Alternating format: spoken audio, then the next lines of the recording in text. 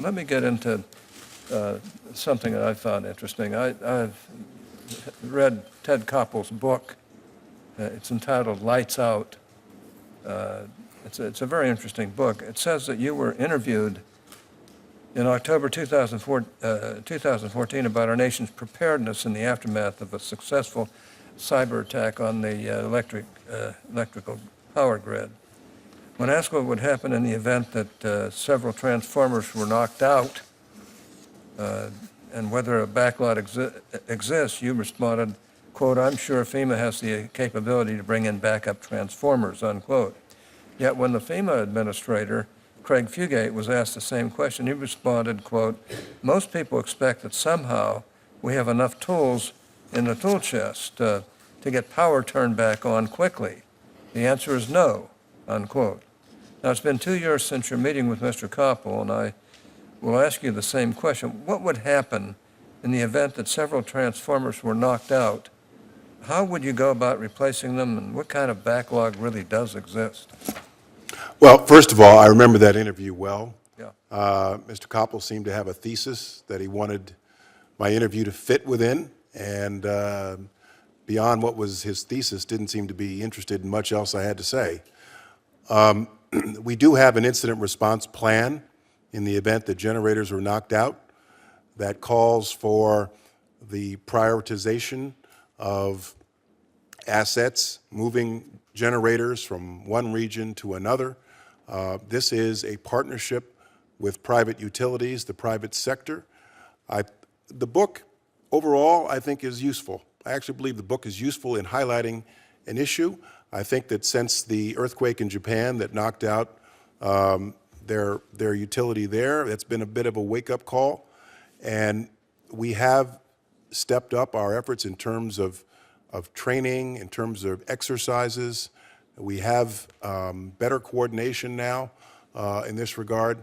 But in the event of a specific incident, both we and the private sector would swing into action to determine where assets need to be moved, where generators need to be moved, to prioritize addressing the public need if there's a blackout someplace.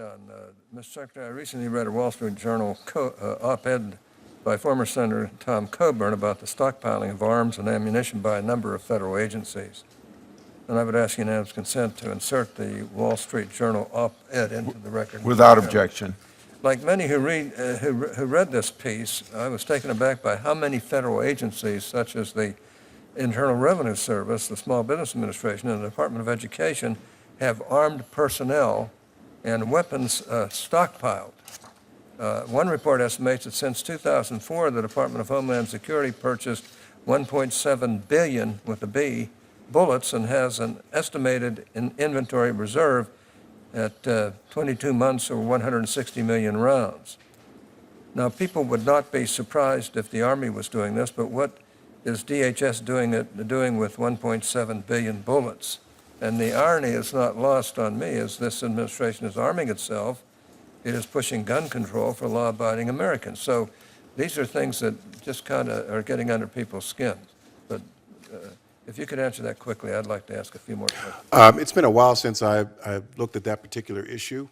My recollection is that the reporting on it wasn't very good, and the number that people cite is the number of the total authorization for the acquisition of ammunition. It wasn't necessarily the number that was actually acquired.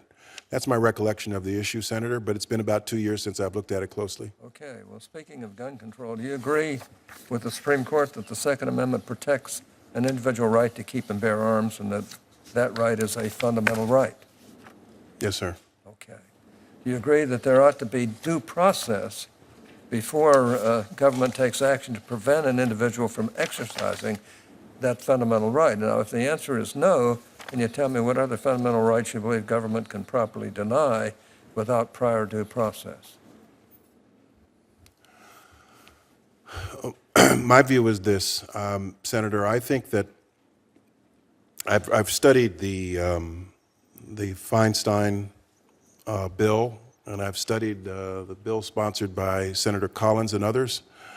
I think that if someone is denied the ability to purchase a gun, there ought to be some form of process involved in that. Now, if you're dealing with a pending national security investigation, there may be some sensitivities there that can't be addressed in an open proceeding, and we ought to figure out a way to account for classified information that is law enforcement sensitive. And my overall sense is that the Feinstein bill makes a good effort at that.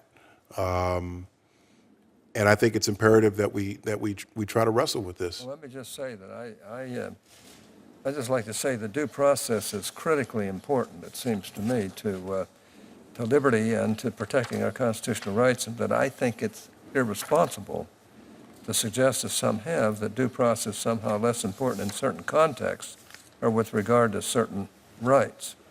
All constitutional rights are important, and they deserve full protection, and especially fundamental rights and express rights in the Constitution. Let me just conclude by saying this one thing. In April, for the fourth year in a row, the H-1B visa quotas were reached in the first 5 days of the filing period. There was a record-setting 236,000 applicants for only 85,000 available visas.